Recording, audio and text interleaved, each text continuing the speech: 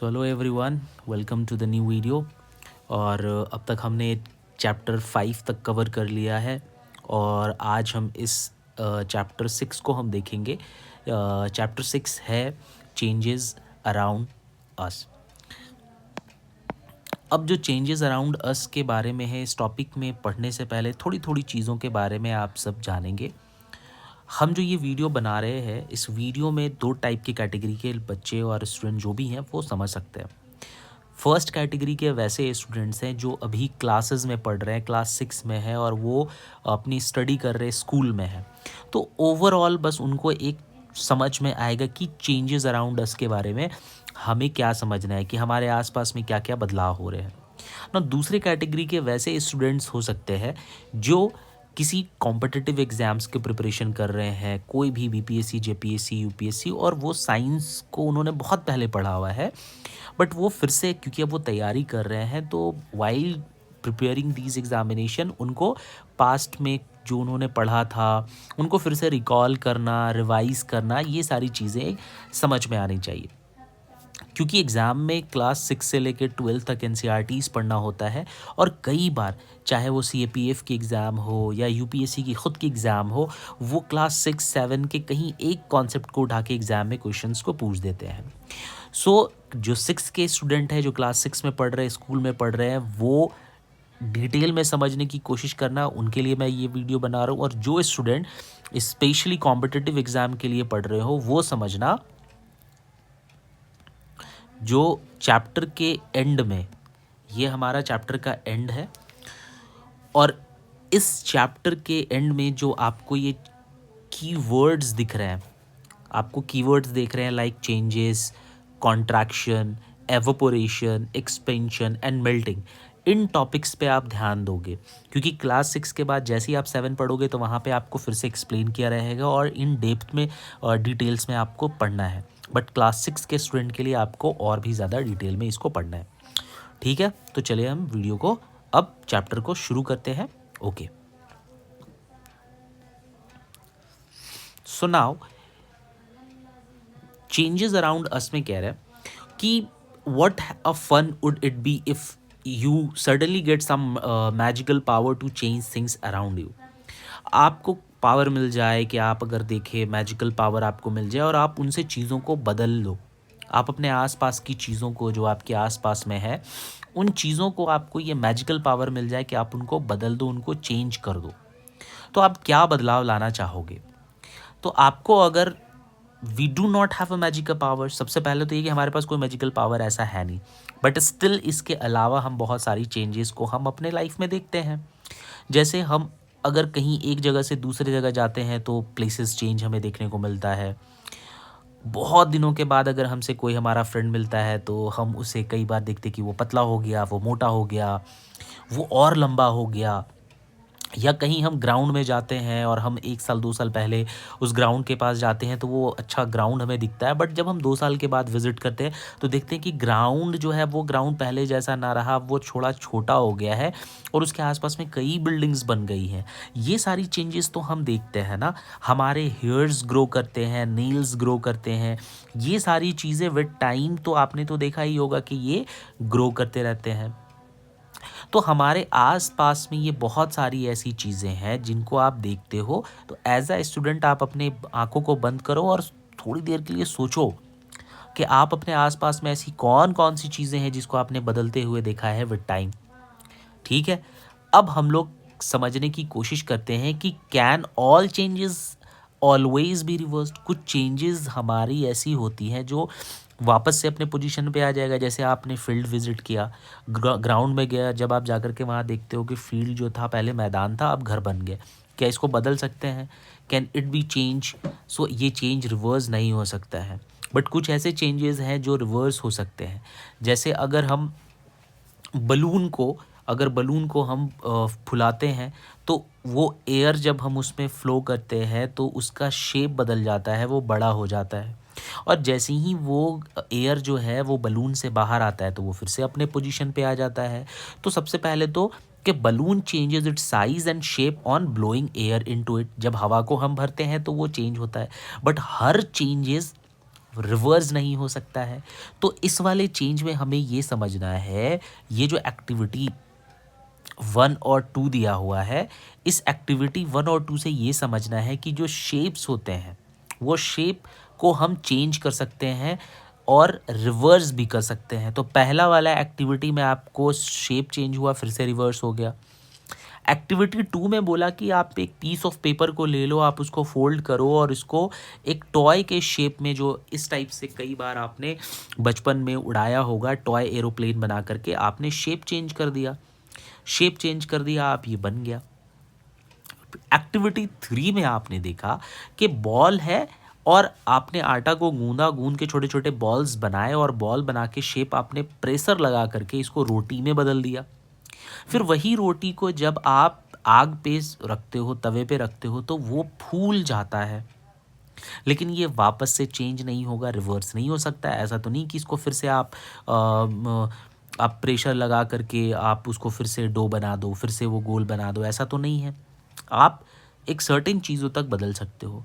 Aeroplane है और इस एरोप्लेन को आपने कैंची से काट के, उसके मान लीजिए आपने ड्रॉ किया और उसको फिर शेप दे दिया और कैंची से काट के आपने एरोप्लेन बना दिया, कट गया। क्या आप उसको फिर से वैसा बना सकते हो शीट के फॉर्म में? ऐसा नहीं हो सकता है, तो रिवर्स नहीं हो सकता है। तो खुद से आप ये सवाल को खुद से पूछिए कि ऐसे बहुत सारे डे टू डे लाइफ में ऐसे आपको एग्जाम्पल दिखेंगे जो शेप चेंज भी कर सकते हैं, रिवर्स भी कर सकते हैं इन सारी चीज़ों को। बचपन में क्लास 4-5 तक आप पेंसिल से लिखा करते हैं, क्योंकि उस वक्त में आप बहुत सारी गलतियां करते हो और गलतियों को सुधारने के लिए पेंसिल के साथ साथ इरेज़र हम रखते हैं, ताकि गलती हुआ तो इरेज कर लें।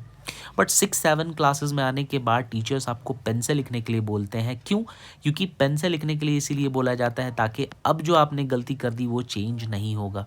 सो एक सर्टेन क्लास तक पेंसिल से लिखना होता है। बच्चे क्लासेस तक में जब आप रहते हो तो आप पेंसिल से लिखते हो ताकि आप गलती को सुधार लो। So you use pencil and as an eraser. So with repeated use, their shape and sizes changes. अब ये भी कह रहा है कि आप जब रिपीटेडली यूज़ करते हो पेंसिल को, इरेजर को, तो उनका शेप और साइज बदल जाता है।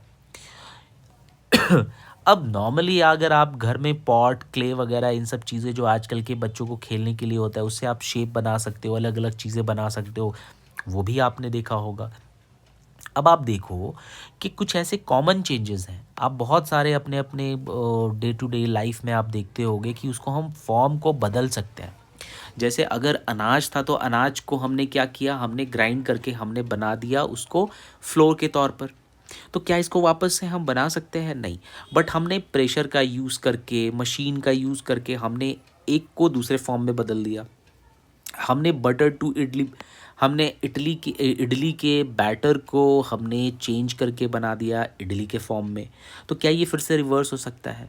तो कुछ चीज़ें बस इतनी समझ में आनी चाहिए कि हम अगर एयर का प्रेशर लगा करके और हीट लगा करके गैस का फॉर्म हो, लिक्विड हो, गैस हो, इनको हम यूज़ करके हम शेप साइज़ को बदल सकते हैं। अब यहाँ पर एक चीज़ आपको, जो टॉपिक आपको मिल रहा है कि could there be other ways to bring changes. एक तो था कि हमने ब्लो करके, प्रेशर लगा करके हमने चेंज कर दिया।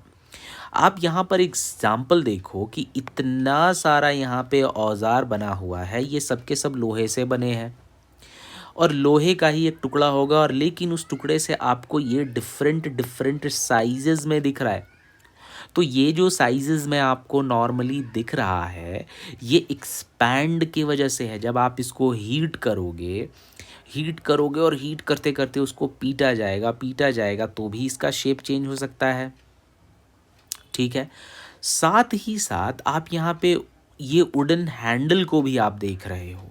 सो वुडन हैंडल को भी आप फिक्स कर सकते हो। It become slightly larger in sizes. आप बड़ा, यहाँ पे छोटा है, पतला यूज़ किया गया है। आप इसको पहले नॉर्मली आपने ऐसा यूज़ किया, फिर इसमें आपको फिक्स करना होगा, तो फिक्स करके आपने क्या किया, उसको चेंज ही कर दिया। चेंज किया ना, बदलाव तो किया। पहले ये सिर्फ लोहे का था, अब आपने हैंडल लगा करके इसको आपने चेंज कर दिया, इसके साइज़ में एक्सपेंशंस आपने कर दी, तो चेंजेस तो आपने लाया। Such changes is also used to fixing a metal rim on a wooden wheel of a cart. अब ऐसे ही बदलाव करके आपने देखा होगा, जो पहले के ज़माने में व्हील कार्ट हुआ करता था, उसमें इस शेप के चारों तरफ एक रिंग का यूज़ किया जाता था कि ताकि ये कहीं पत्थर पे पड़ के टूट ना जाए, तो रिंग का, ऐसे लोहे का रिंग को यूज़ किया जाता था।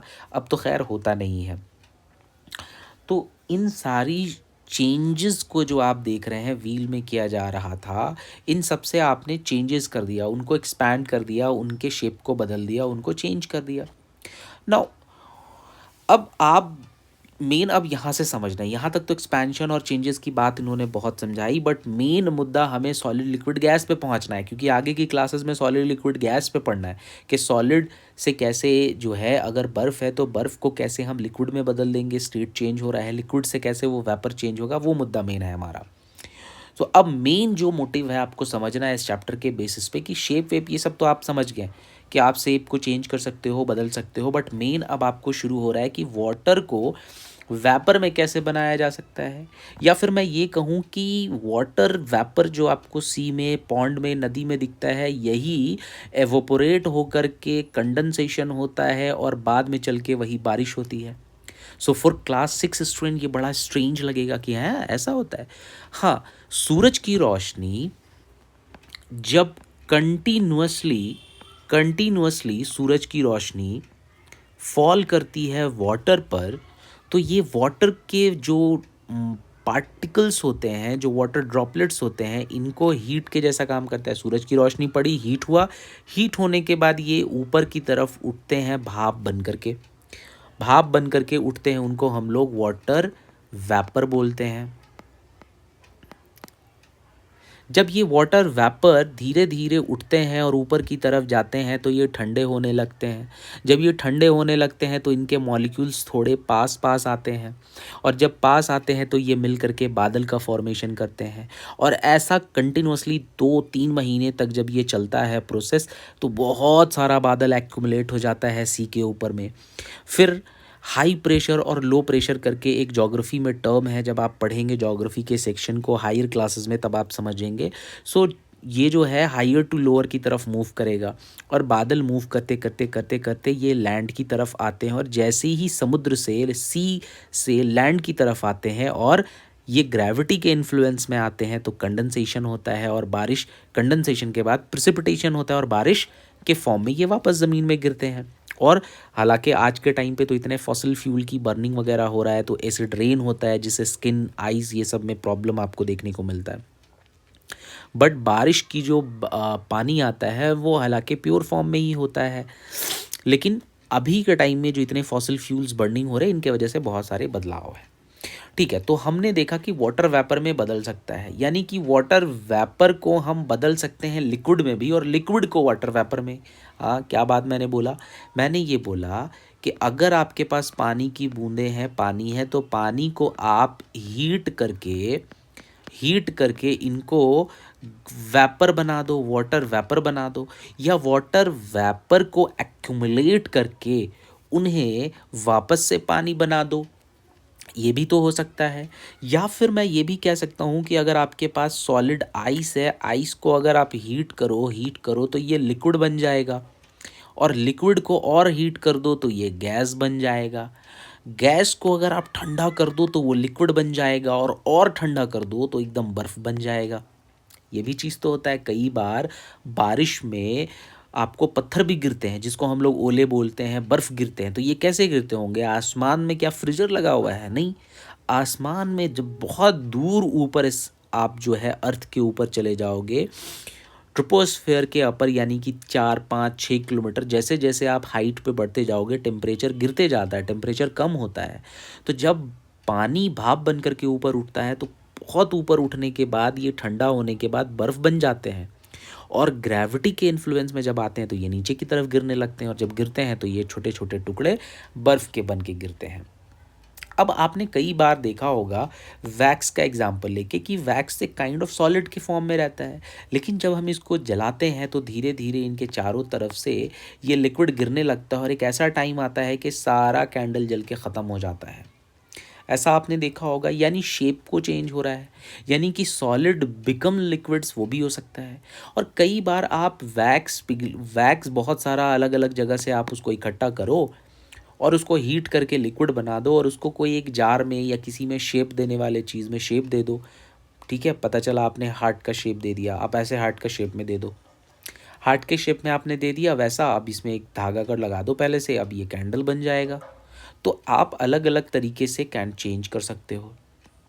नाउ सो इन सब चीज़ों में जो भी आपने चीज़ों को पढ़ा कि आप किसी के फॉर्म को चेंज कर सकते हो, लिक्विड को सॉलिड, सॉलिड को लिक्विड, लिक्विड से गैस बना सकते हो, यही सारी चीज़ें आप देखते हो।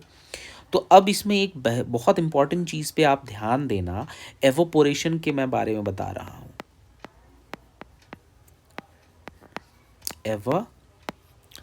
एवोपोरेशन के बारे में मैं ये बोल रहा हूँ कि वाटर को जब आप पानी को जब आप बहुत ज़्यादा हीट करोगे, पानी को जब आप बहुत ज़्यादा हीट करोगे तो ये भाप बन जाता है, और भाप को ही हम लोग प्रोसेस को एवोपोरेशन बोलते हैं।